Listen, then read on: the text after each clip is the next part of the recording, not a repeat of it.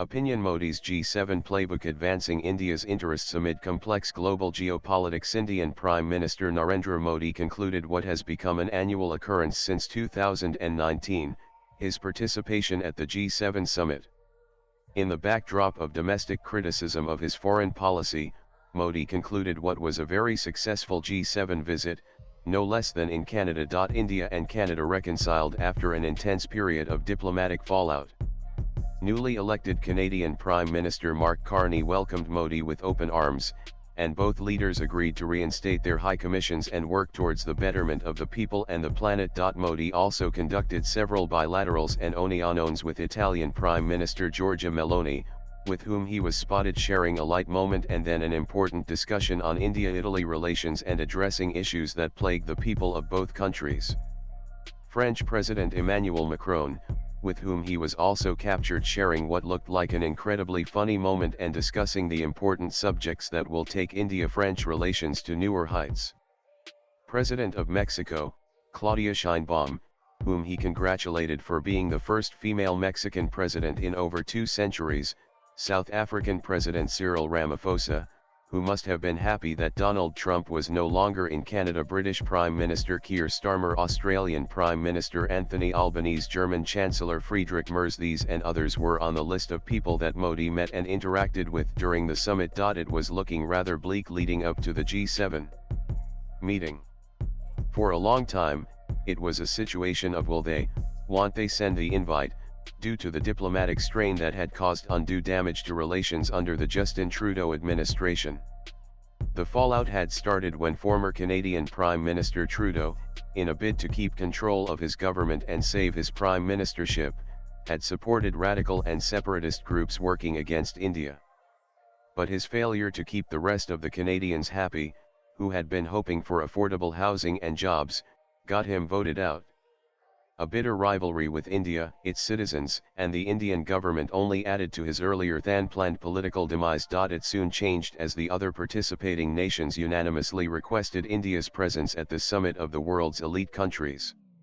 As such, Canada adhered, and India was invited. In India, criticism surrounding Modi's foreign policy once again started to gain pace when US President Donald Trump ambiguously left the grouping in Kananaskis and returned to Washington. Asim Munir, Pakistan's puppet master and military dictator, had reached the U.S. Capitol. Speaking to reporters after their meeting, President Trump stated that he believed Pakistan, with its deeper understanding of Iran, could play a key role in de-escalating the situation with Israel.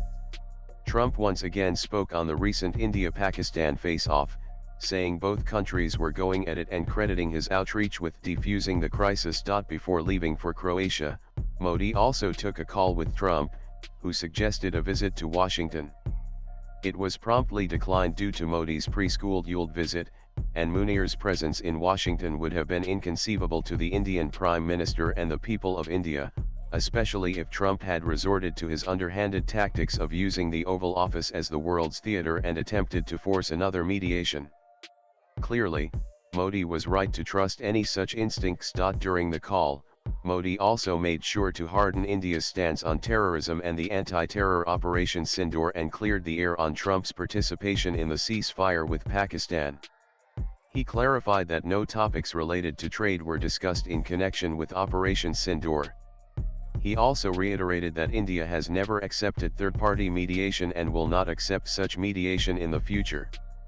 Furthermore, he emphasized that India will now treat acts of terrorism not as proxy actions but as acts of war. After declining Trump's invitation, Modi invited the US president to India for the Quad summit, which will be held in New Delhi later this year.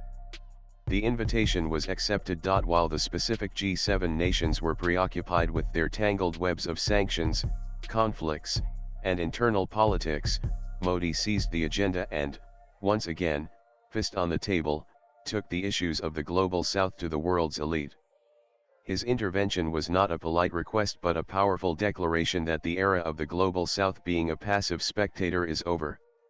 India considers it a fundamental responsibility to champion the concerns of nations long sidelined in the corridors of power. Modi framed the global south's plight not as a plea for help, but as something that Canada, Germany, France, and all the others in this grouping require for global stability.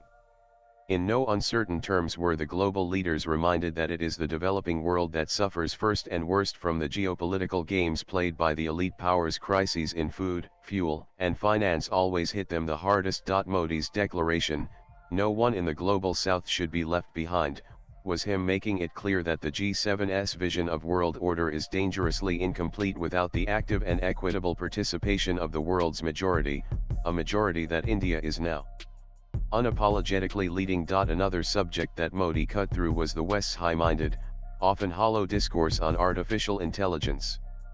Modi delivered a much-needed reality check, pointing out the inconvenient truth that AI itself is an energy-intensive technology. As such, the majority of the global South countries stand the chance of being left behind.